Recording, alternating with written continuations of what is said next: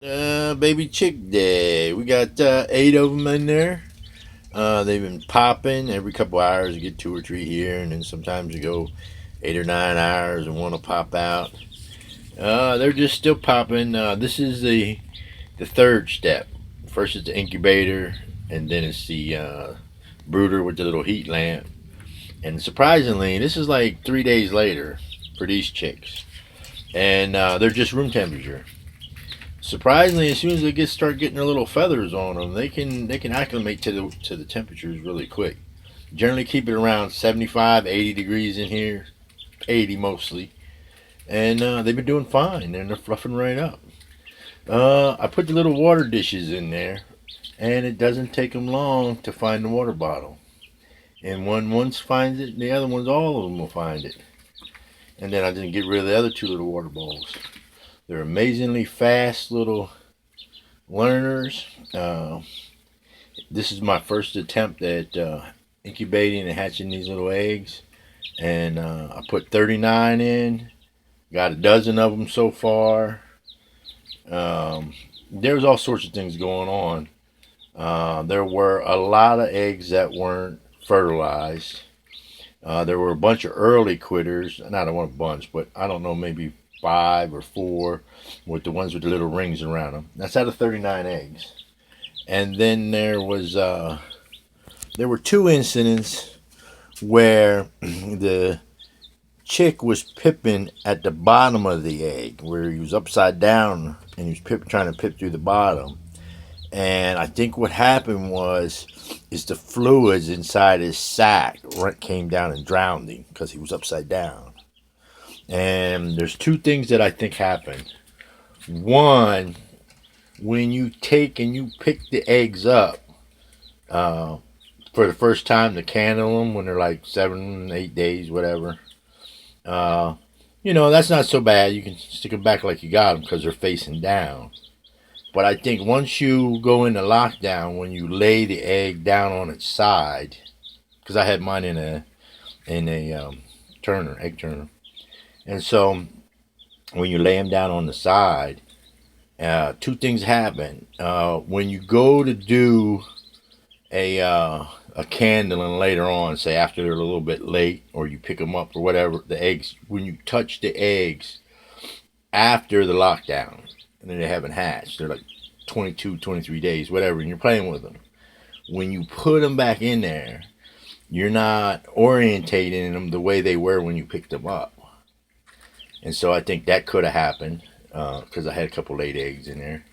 And the other thing is when these little suckers are born, they're hatched, they come out of the shell and they just start kicking the hell out of all the other eggs. And I think it turns them upside down, and then they get upside down and they can't figure it out. And the thing is, the pip hole was almost directly downward.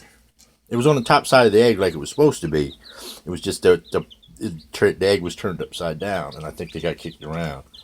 So, despite what they say about not opening the incubator, when the chicks are in there until they get all fluffy and shit like that, and try to leave them in there for a day, I did something a little different. I was taking them out, and when I put them in the brooder, I would take them out right away as soon as they detach from the shell. Let me back that up a minute. As soon as the chick would be completely detached from the shell, that's when I would reach in and grab one and put them in there in the brooder with the heat lamp. And I had these little buckets with napkins in them, and then I just set it in there and set it inside the brooder. And that was just keep them contained for a minute, because some of the older chicks were in there were messing with them. So I wanted them all to be, on a level ground before they started pecking at each other. And so back to the incubator.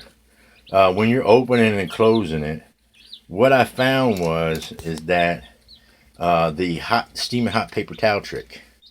You're taking the chicks out of there so there's no chicks. As long as you don't lay the steaming paper towel on the eggs, just don't lay them on the eggs, lay them all up in the corner somewhere, and then put the lid back on. What happened with my incubator is one of them old kind with that wafer, and every time you put the lid back on, the heat would turn on, because you lost all the heat. So the thermostat would kick in and then it would turn the heat on. When you put that hot paper towel in there, that heat kicks on, that temperature jacks back up real quick. It's full of humidity, and it actually seems to stimulate other chicks to start pipping. And so whenever I had to pull a chick out, that seemed to be the thing. I'll take that paper towel and put a little water on it, heat it up, put it back in there. And that seemed to be doing pretty good. So in so much as my hatch goes out of 39 eggs, like I said, there was a number of them that were unfertilized. That's the roll of the dice. There was a couple of them that were, I don't know, 4 or 5 that were early quitters. There was a couple of them that started to pip upside down, and one that was pipping right side up but couldn't finish the job and gave up. You know, it was overnight, so the next day you got that. And so right now I have 12 little baby chicks out of the 39 are right there. And well, there's 8 of them. The other 4 are in the bucket, and I have at least 3 more eggs that I think are starting to pip, and I'm thinking they're going to make it. I'm going to keep an eye on them. So the numbers ain't real high, but going into this, the way I was doing things, and talking about breaking the rules, man, I think I did break a few. But the thing is I've been watching the videos on YouTube from some of the people that have more experience, and the the hen kicks the eggs around and rolls around, does all kinds of things, gets off the nest for a while, and the temperatures fluctuate and humidity fluctuates, because if it's a hot, dry day out, then she's going to be hot and dry too. So there's going to be some variations there, and don't count your chickens till they hatch. That's the rule. That's the only rule, because they looked like they were going good. When I went into lockdown, I canned